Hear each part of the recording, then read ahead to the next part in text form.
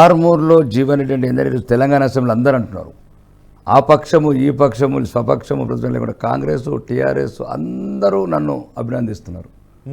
నిజం రాకేష్ ఈరోజు ఒక నరకాసురుని చంపొచ్చావు తెలంగాణకు. వాడిని చూడడానికి కూడా మాకు అసహ్యం వేసేది ఇక్కడ ఈ తెలంగాణ అసెంబ్లీలో. వాడి చేష్టలు, వాడి పద్ధతులు, వాడి పద్ధతులు.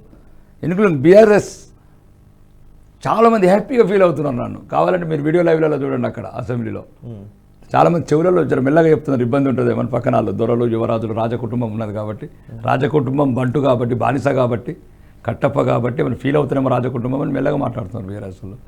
కాంగ్రెస్ వాళ్ళు అందరూ కూడా చాలా హ్యాపీగా ఉన్నారు. అసెంబ్లీలో కూడా మాకు ఒక పీడ విరిగిలైంది, ఒక చీడ పురుగులు అంటే వాడు ఉండేవాడి తెలంగాణ అసెంబ్లీలో వాడి చేశారని. అదే జీవన్ రెడ్డి చరిత్ర, వాడి గతం.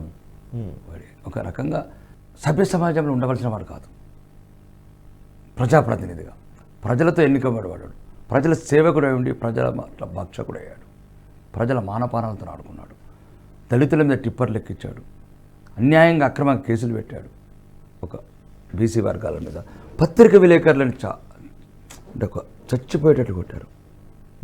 అంటే మామూలుగా కాదు, కొన్ని వందలాది మందిని. రెండోది నేను చెప్పే అవసరం లేదు, రకరకాల ఇప్పటికే మీడియాలో చాలా వచ్చినాయి అతని గురించి కథనాలు.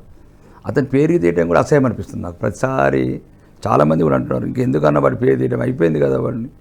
నేను ఆ రోజు ఎలక్షన్ ప్రచారంలో చెప్పినట్టు చెప్పాను, వాడి తమ్ముడిని క్లియర్గా చెప్పాను.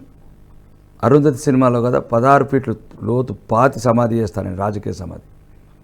16 ఫీట్లు కాదు, ఈరోజు 32 ఫీట్లు పాతేశాను వాడిని, ఇంకా మళ్ళీ రానివ్వను.